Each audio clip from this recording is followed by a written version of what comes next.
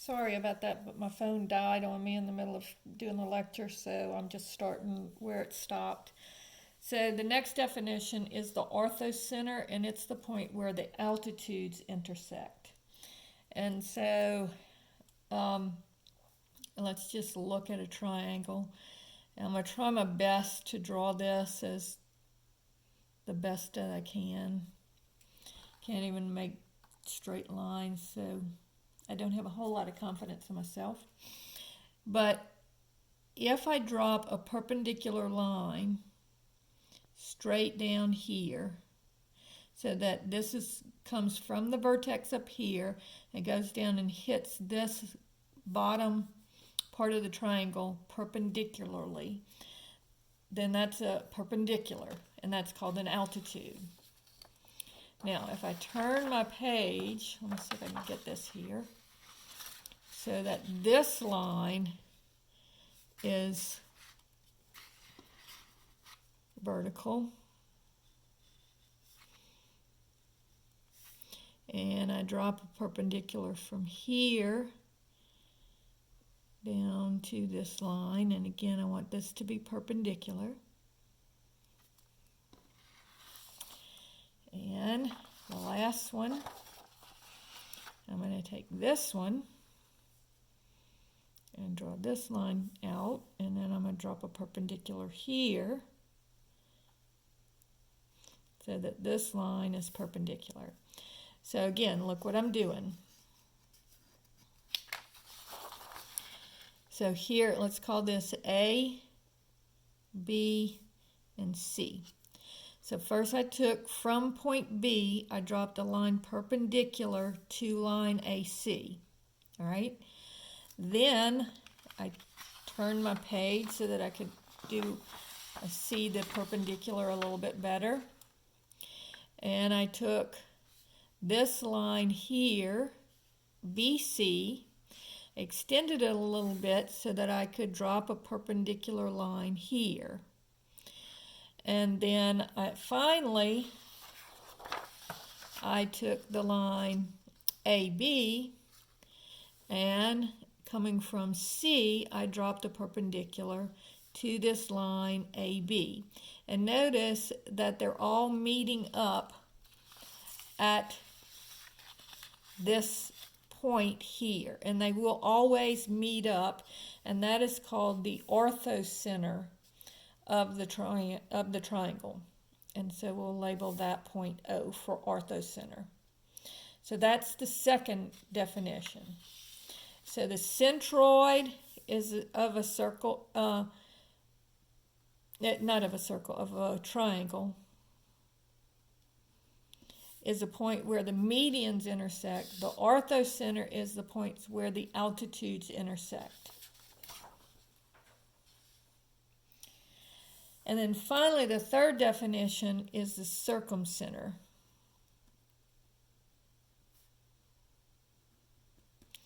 And it is the point where the perpendicular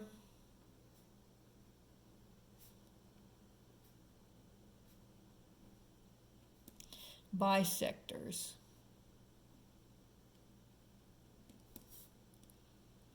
intersect. And it's also the place where if you draw a circle, well, we'll draw the circle in a second. So if I draw my triangle,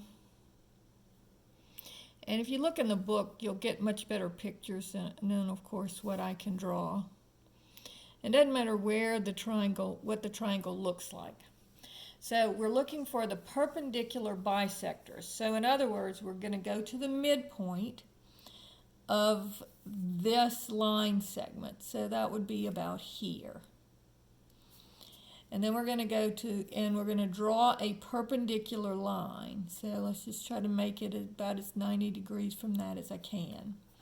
And mine might not intersect because I'm just guesstimating here. And then the perpendicular from this line here, so, excuse me, the midpoint of this line would probably be about here. It's kind of a long line. So the midpoint would be about here. And again, I'm just going to draw a perpendicular line straight up and down from here. And then again, I'm going to go to this one. I'm going to go to this midpoint. And again, I'm going to draw a perpendicular line from there. And they should meet up at one point. And that is called the circumcenter of the perpendicular bisector. Now, the point here is that in a circumcenter, what would happen is this distance to point A, the distance from here to point B, and the distance from here to point C should all be the same. So if I draw a circle, if I put my compass here, and I go over to this point, or if I go over to this point, or if I go over to this point, they should all be the same.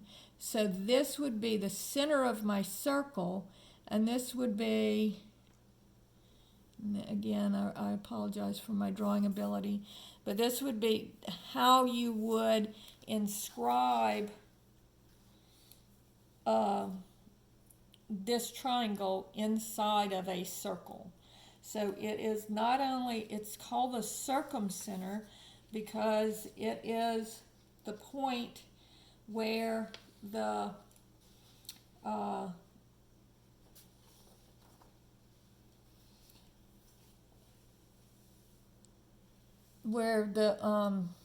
circle, it's the center for the circle that inscribes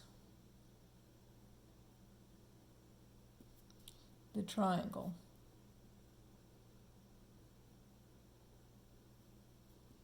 Okay, so in other words, the triangle hits on every point of, or on the every point of the triangle, every vertex of the triangle hits on that circle. So that is called the circumcenter. Now, I also wanted to do a couple of problems for you. And the first one has to do with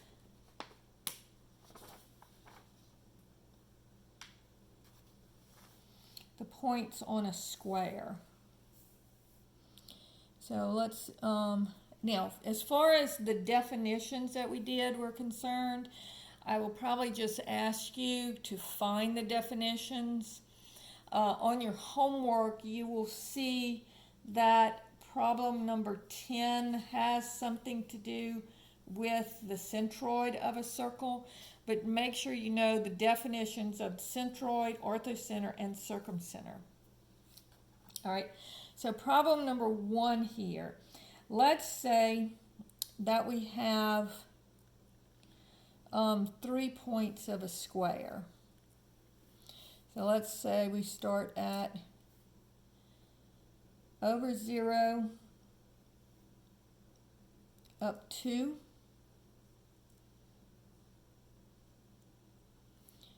and then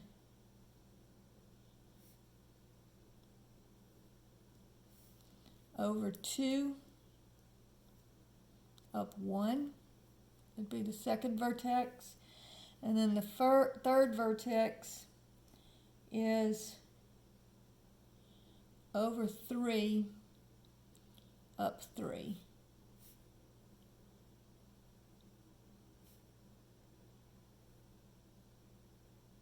And it says, I want to find the fourth vertex.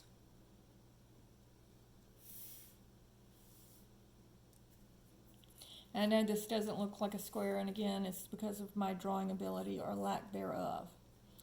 All right, so notice that this one, if I look at this slope, it goes down 1 and over 2. All right, so the slope of this line is down 1 over 2. The slope of this line is up 2 over 1. All right? So I want, remember, when you have parallel lines, so this line and this line have to be parallel to each other. So what I want to do is I want to do the same thing that I did here. I want to go up 1 and over 2. And so that would give me this point right here. Now let's see. So if I start at 3, 3, and I go up 1 and over -2. So up 1 affects the y-coordinate. So this would be 3 plus 1. And over -2 affects the x-coordinate. So this would be 3 minus 2. So this would be the point 1, 4. And that would be my other coordinate of my square. Or I could do the same thing that I did here. See, I went up 2 over 1. So from this point, I could go up 2 and over 1. So from the point 0, 2, I can go up 2 and over a positive 1. Because this one I went down, I'm sorry, yes, up 2 over 1. So here it would be up 2 would be, the up affects the y-coordinate, and the over affects the x-coordinate. So I'm going to add 1, and I'm going to go up 2, so I'm going to add 2 to my y and 1 to my x. And so again, this would give me the point 1, 4. So notice I get the same point no matter which way I go. But you can do that by doing the slopes of lines. So you have a homework like that. If you have trouble with it, I will do it during the conference. Okay? Now, let's say problem number 2.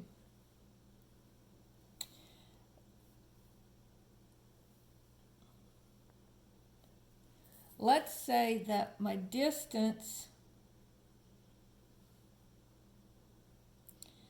is 4 here, 5 here, and this is the coordinate 2, 3. Okay? So this is the coordinate 2, 3. Then, and this is point A, we'll call this B, and we'll call this C. So what will be my coordinates for B and C? Well, what am I doing here? I'm going over 4. What is in over positive 4 from A, correct? And so what coordinate does this affect if you're going over? It's affecting the x-coordinate. So I'm going to add 4. I'm going over a positive 4. So in my x direction. And so that's going to say 2 plus 4, 3. So the coordinate of point B would be 6, 3. All right, now what if I want to know the coordinate for C? Again, starting with this one, I know that this is going up 5. Now up 5 affects the y direction, or the y coordinate. So plus y direction. So I'm going to just take my y coordinate and add 5 to it. So this would be the point 2, 3 plus 5, or 2, 8 would be the coordinate for that one. Now, if you get some grid paper, it's really easy to see this, because if I have grid paper, I'm starting at over 2, up 3. And if I go up 5 from here, 1, 2, 3, 4, 5, I would be here. And if I go over 4 from here, 1, 2, 3, 4, I would be here. And notice, what are my coordinates? Well, this one is 2, 3, because I'm going over 2 and up 3. This one I'm going over 6 and up 3. And then the last one I'm going over 2 and up 1, 2, 3, 4, 5, 6, 7, 8. So over 2 and then up 8. And so that's my coordinates for those points. Okay? Problem number 3 says,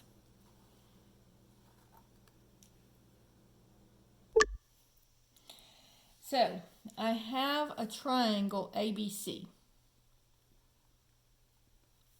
And I know that the coordinates of A are at the origin.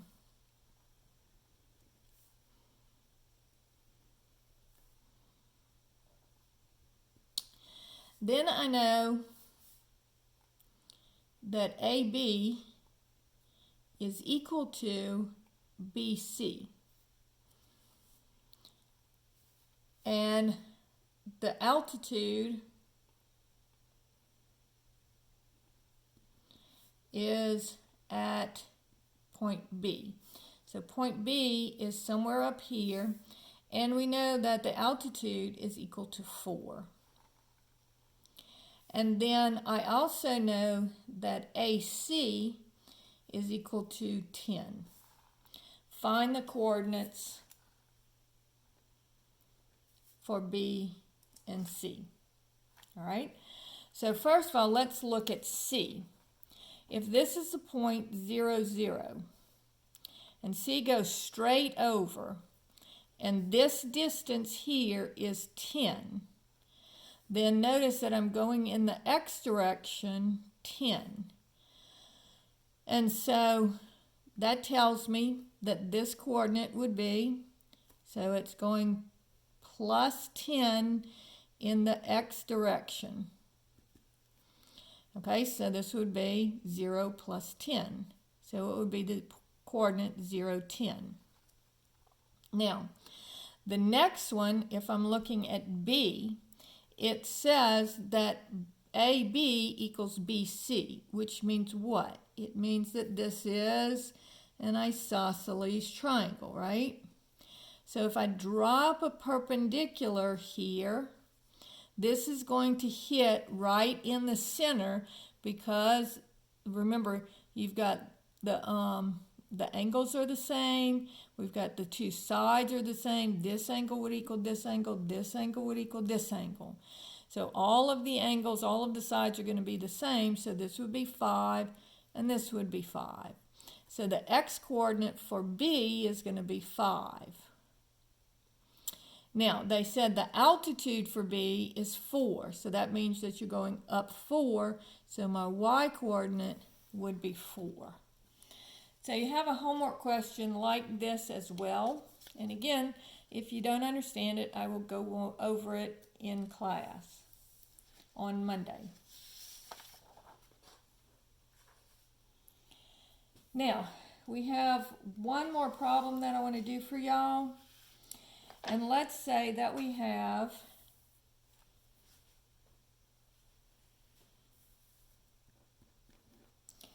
three points. A is 4, 7. B is -2, 3. And C is 6, -1. All right? Now, what they want me to do here is, first, they want me to find the midpoints for A and C and B and C. So let's go ahead and just draw this on the coordinate system because I want you to see what's happening here. All right, so I'm going to go over 4 and up 7. So that would be the point right here, A. All right, then I'm going to go over -2 and up 3. So this would be B. And then I'm going to go over 6. So 1, 2, 3, 4, 5, 6, and down 1. So this would be the point here. And here's my triangle.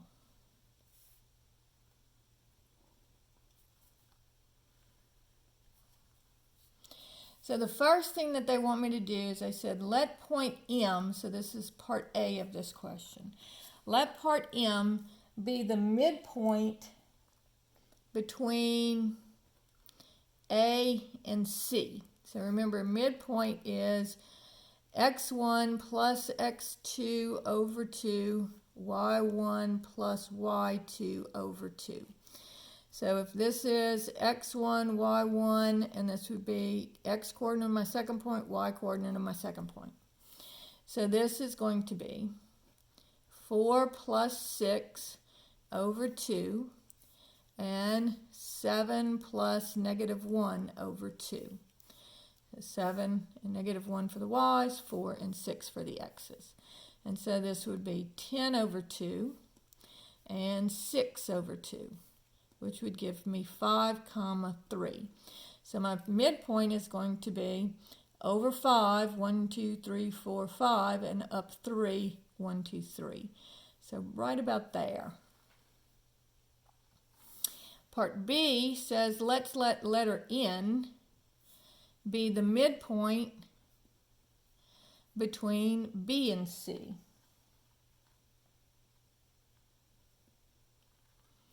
So here we're looking at the midpoint between B and C. So again, using the same formula, except for now this will be x1, this will be y1, and not here.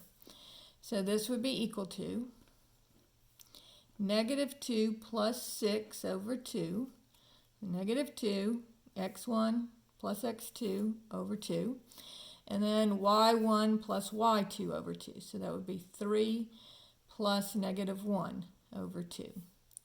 So this would be 4 over 2 would be 2, and 3 minus 1 would be 2 over 2, which would be 1. So over 2 up 1 would be about here, and so this would be letter N. All right? Now, they want us, and I'm not going to do this whole problem, but they want us to find the slope of MN. Now remember, the slope, so part C is going to be the slope from M to N. So that's y2 minus y1 over x2 minus x1, using this point N and this point M. All right? And you're going to find that slope. Then you're going to find the slope. Part D is going to say find the slope from A to B. All right, and again, you'll use the same formula and you'll find this slope. All right, now look at those two lines. They look exactly like what they are. This slope is going to, and I want you to work this, I'm not going to work it for you. This slope comes out to be 2/3, and then this slope comes out to be 4/6, which if you reduce that to lowest terms, divide the numerator and denominator by 2, and I get 2/3. So notice these two slopes are the same. And then the last question is, or sorry, two more questions.